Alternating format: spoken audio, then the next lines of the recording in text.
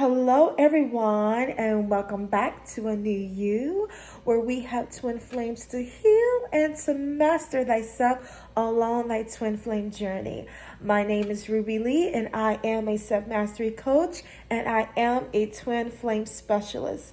And so if you are a twin flamer, and if you are in separation from your twin at the moment, and if you want some support along your journey, you want to make sure you click that bell and become a subscriber to A New You, for A New You has been created just for you. And so today's topic of discussion is simply titled, Watch Out for Tricky People. Watch out for tricky people. People can be very tricky. And the sad part about that is that sometimes those tricky people are the closest ones to you. The ones that claims they love you. The ones that claim that they are your best friend and y'all ride or die and all this. Sometimes they are the ones that can do some real tricky, messed up things that you never thought that they would do. And so I titled this video coming off of the past memory of someone trying to tell me who my twin flame was. And this was about maybe 3 years before I actually met my twin. I was just really at a second place in my life. And I remember reaching out for some help because I did not know what was going on. And so there was this lady, this high priestess lady that I've been watching on Periscope. And I reached out to her, just trying to, get some understanding. I was just really at that second place. Had no idea what I was in, just a lot of confusion, a lot of pain, And so I reached out and she gave me like a, mini read. It was more like a consultation, before you book a reading, and she told me to she told me that, my ancestors did not like the guy that I was with. He was not favored, right? That's what she said. And she said that pray for your twin flame. And at that time, I really did not know what that meant, right? I really did not know what a twin flame was. And so I began to pray for my twin flame, but, I didn't know who my twin flame was at the time. I really did not know what it was. It really didn't register, right?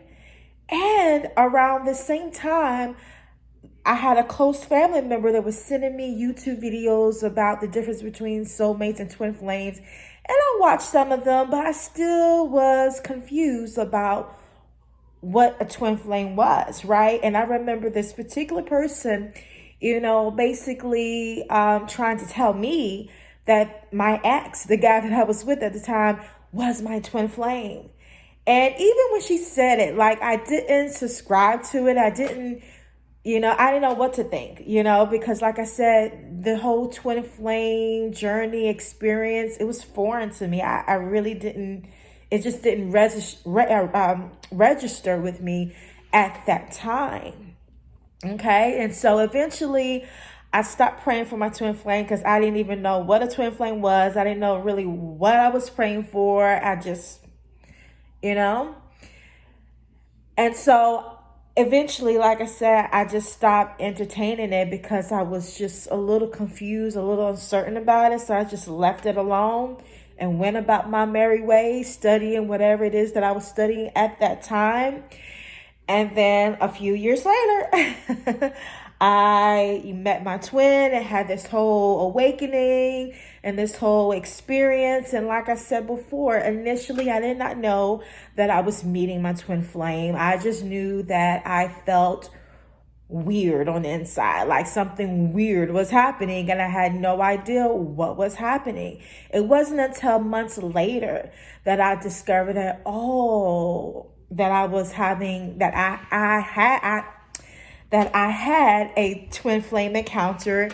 And then, even then, when I came into some sort of understanding that, I had a twin flame encounter, it still didn't really register with me. Like, I really didn't start really getting into the whole twin flame concept until possibly almost like a year later. Then it kind of really registered. But shortly after I met my twin, like 3 days after I met my twin, I was able to discern that we had a spiritual connection. And so I was saying that a lot, that we're spiritually connected. But, in my head, I still was a little uncertain about it, but it was something that I felt in my gut, And so, like I said, it was a whole year later that it really, the whole twin flame journey, it all registered. And I was like, okay. And I start to claim it and start to, really get into learning about what twin flames are, and, all the signs and symptoms and all the things that we go through. It matched what a lot of the videos and research that I have researched, it just matched. And I said, okay. I'm on the twin flame journey. But like I said, it still was very unfamiliar to me. And it wasn't, like I said, like a year later that I started really getting into it and claiming it and speaking it and all that good stuff. And I say all that to say that, once again, in one of my videos, I talked about a particular person getting readings done on me. Well, this same person was the one that was trying to tell me who my twin flame was, right? And like I said, she has spent years studying me, trying to figure me out, because she didn't quite understand me, or I guess fully accept who I was, as a person. So she, used her own way. I call it being spiritual nosy, trying to figure me out versus trying to figure herself out. Use these spiritual tools to figure you out. Don't spend so much of your time trying to figure out another person, especially when you haven't figured you out. Okay? But anyways, there's some tricky people out here. And you really have to be careful about who you listen to, what you're watching, especially being on this journey. Because this journey is a journey where you can be easily triggered. And so if you are easily influenced, if you are easily triggered, you really got to be careful about who you listen to, what you listen to, because you never know people's true intentions behind what they're saying to you. You never know what people are doing behind your back. And so you really got to be careful. And so the question I was raising is that, can somebody outside of you tell you who your twin flame is, or tell you whether or not you have a twin flame? Well, I believe those who are spiritually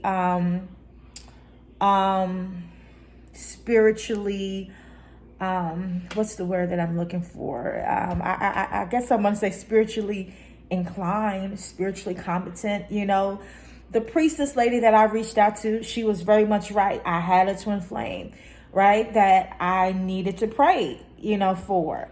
But the other person that I did not reach out for help, she just voluntarily sent me all these videos about twin flames and soulmates, and we didn't even have any conversation prior to her sending me this video. She just out of the blue started sending me these videos, right? And then trying to tell me who my twin flame was specifically, and even the high priestess lady, she didn't specifically tell me who my twin flame was. She was just saying, pray for your twin flame. And so, like I say, you got to be really careful.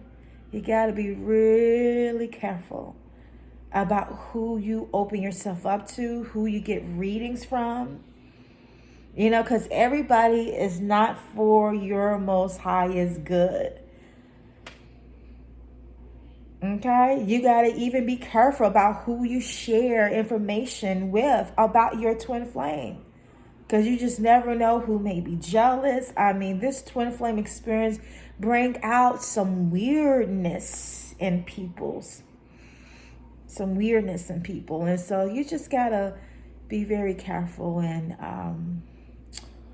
I want to say be on guard, but yet be open, but just